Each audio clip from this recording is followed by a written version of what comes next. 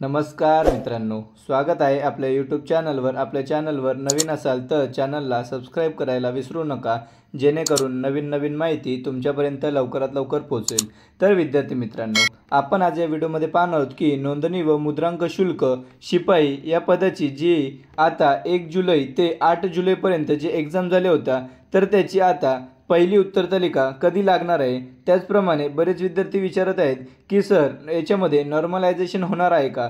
त्याचप्रमाणे आपण या व्हिडिओमध्ये अंदाजित कास्ट वाईज कट ऑफ किती लागू शकतो, त्याचप्रमाणे 1 ते 8 जुलै याच्यामध्ये दर दिवशी 3 शिफ्टमध्ये या परीक्षा आयोजित केली गेली होती आणि त्याच्यामध्ये कोणकोणत्या शिफ्ट या हार्ड होत्या आणि कोणकोणत्या शिफ्टमध्ये हार्ड असल्या कारणामुळे नॉर्मलायझेशनमध्ये त्यांची जास्त मार्क वाढणार आहेत। त्याचप्रमाणे फायनल रिझल्ट कधी लागणार आहे हे संपूर्ण माहिती आपण या व्हिडिओमध्ये पाहणार आहोत, त्याच्यामुळे व्हिडिओ न स्किप करता तुम्ही पूर्ण पहा।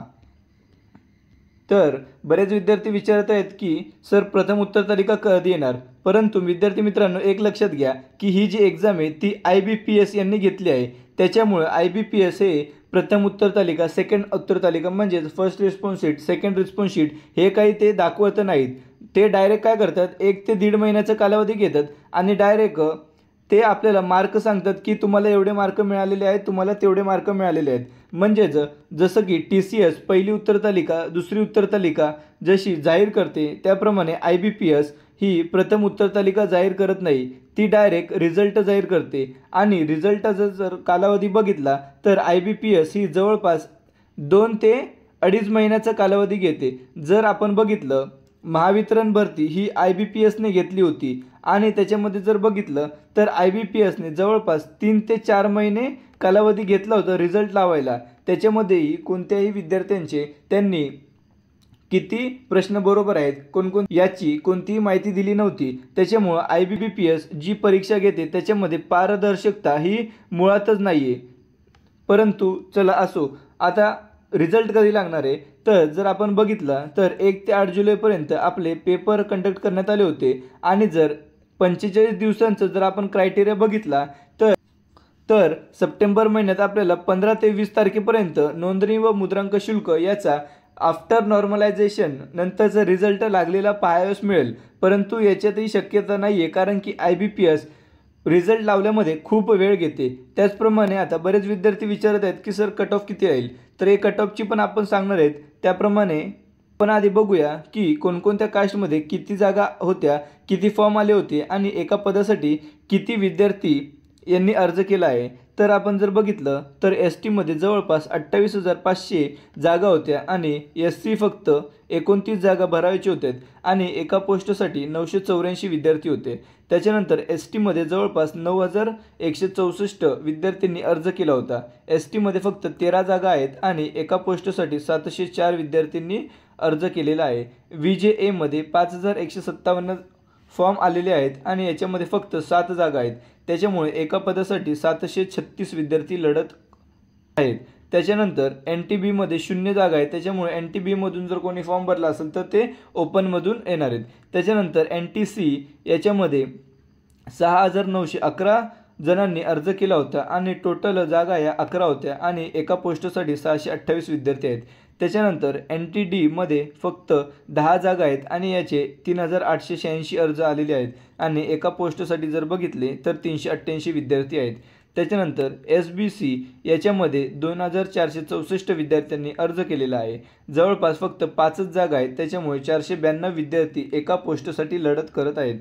त्याच्यानंतर SCBC मध्ये 7,974 विद्यार्थ्यांनी अप्लाय केलेलं होतं, फक्त 28 जागा आहेत आणि एका पोस्टसाठी 284 विद्यार्थी आहेत। त्याच्यानंतर OBC मध्ये सर्वात जास्त म्हणजेच 31,500 फॉर्म आलेले आहेत आणि त्याच्या जागा जर बघितल्या तर त्या 62 आहेत आणि एका पदासाठी 508 विद्यार्थी आहेत। त्याच्यानंतर सर्वात कमी ज्या कॅटेगरीमध्ये फॉर्म आलेले आहेत ते म्हणजे EWS, याचे फक्त 2,761 फॉर्म आलेले आहेत आणि याच्यात 28 जागा असल्यामुळे एका जागासाठी 98 विद्यार्थी आहेत। तर विद्यार्थी मित्रांनो, हे आपण बघितलं आणि ओपनचं जर बघितलं तर ओपनमध्ये 21,127 फॉर्म आलेले आहेत, 91 जागा आहेत आणि एका पदासाठी 232 विद्यार्थी आहेत।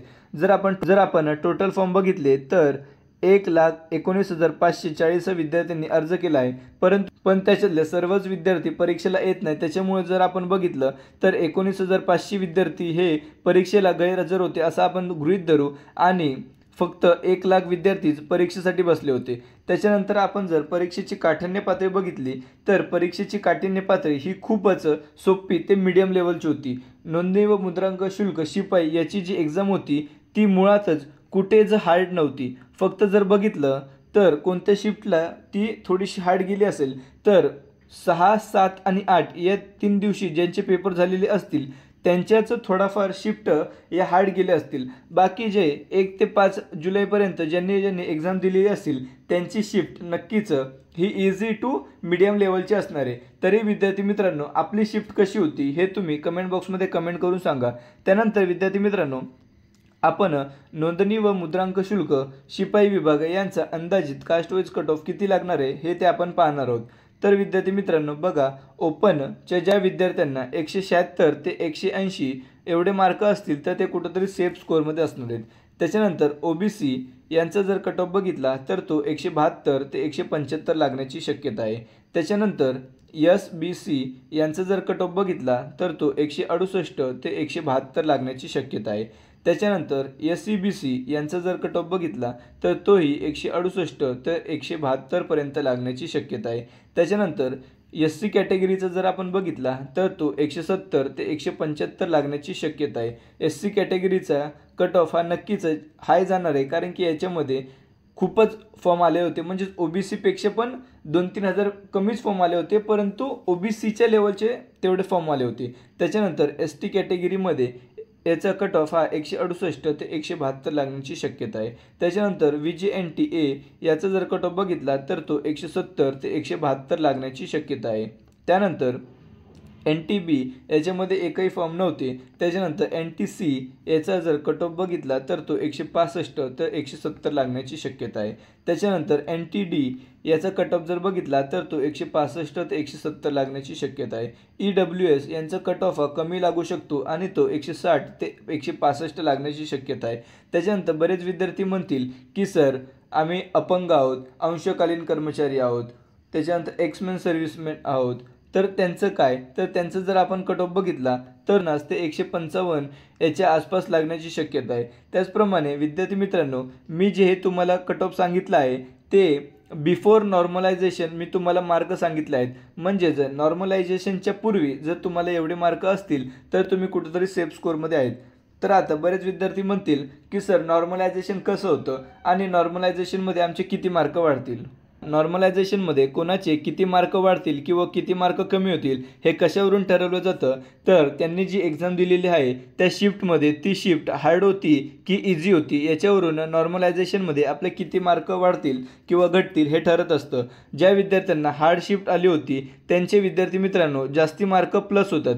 तर ज्यांची शिफ्ट ही इझी होती आणि त्यांना चांगले मार्क मिळालेले त्यांचे काही गुण वजासुद्धा होऊ शकतात. त्याच्यामुळे नॉर्मलायझेशनमध्ये मार्क वाढतातच असं नाही तर मार्क कमीसुद्धा होऊ शकतात.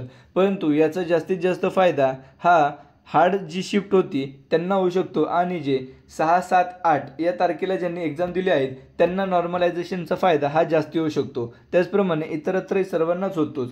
परंतु आपण सांगणार आहोत की फायनल रिझल्ट कधी लागेल. तर बघा आता 1.5-2 महिन्यानंतर आपल्याला एक PDF प्रसिद्ध होईल. त्याच्यामध्ये आपल्याला किती मार्क मिळालेले आहेत हे समजतील. त्याच्यानंतर जवळपास 15 ते 20 दिवसानंतर ना आफ्टर नॉर्मलायझेशन आपल्याला किती मार्क मिळालेले आहेत याची एक PDF प्रसिद्ध होईल. त्यानंतर ज्या विद्यार्थी हे पात्र झालेले आहेत त्यांची एक तात्पुरती निवड यादी प्रसिद्ध केली जाईल आणि त्या तात्पुरत्या निवड यादीमध्ये ज्या विद्यार्थ्यांचं नाव असेल त्याच विद्यार्थ्यांना फक्त डॉक्युमेंट व्हेरिफिकेशनसाठी बोलवण्यात येतील आणि ज्या विद्यार्थी हे डॉक्युमेंट व्हेरिफिकेशनची प्रोसेस कंप्लीट करतील त्या विद्यार्थ्यांना नियुक्ती दिली जाईल. त्याच्यामुळे ही जी प्रोसेस बघितली ही काय 1 ते 2 महिन्याची नाही आहे. याच्यासाठी जवळपास 5 ते 6 महिन्याचा कालावधी लागतो. त्याच्यामुळे विद्यार्थी मित्रांनो जरी आपण जुलै महिन्यात जर पेपर दिला असला तरी आपल्याला नियुक्तीपत्र भेटण्यापर्यंत कमीत कमी नोव्हेंबर ते डिसेंबर येऊ शकतो. हे आपलं टेलिग्राम चॅनल आहे स्पर्धा परीक्षा अपडेट विथ शुभम आणि मी अधिकारी असा लोगो आहे. या आपल्या टेलिग्राम चॅनलची लिंक आपल्या यूट्यूबच्या डिस्क्रिप्शन बॉक्समध्ये सुद्धा दिलेली आहे। या टेलिग्राम चॅनलला तुम्ही जॉईन करून घ्या, कारण की स्पर्धा परीक्षा उपयुक्त असलेले सर्व मटेरियल तसेच नवीन भरतीबाबत सर्व माहिती तुम्हाला येथेच मिळणार आहे। त्याचप्रमाणे जर तुम्हाला या भरतीबाबत काही डाऊट असतील, तुम्हाला काही विचारायचं असेल, तर हे आपलं टेलिग्राम चॅनल आहे, याच्यावर सुद्धा तुम्ही मेसेज करू शकता। त्याचप्रमाणे हा आपला व्हॉट्सअप नंबर आहे, जर तुम्हाला काही डाऊट असतील तर तुम्ही मला व्हॉट्सअप मेसेज करू शकता। व्हिडिओ आवडल्यास व्हिडिओला लाईक, शेअर आणि सबस्क्राईब करायला विसरू नका। धन्यवाद।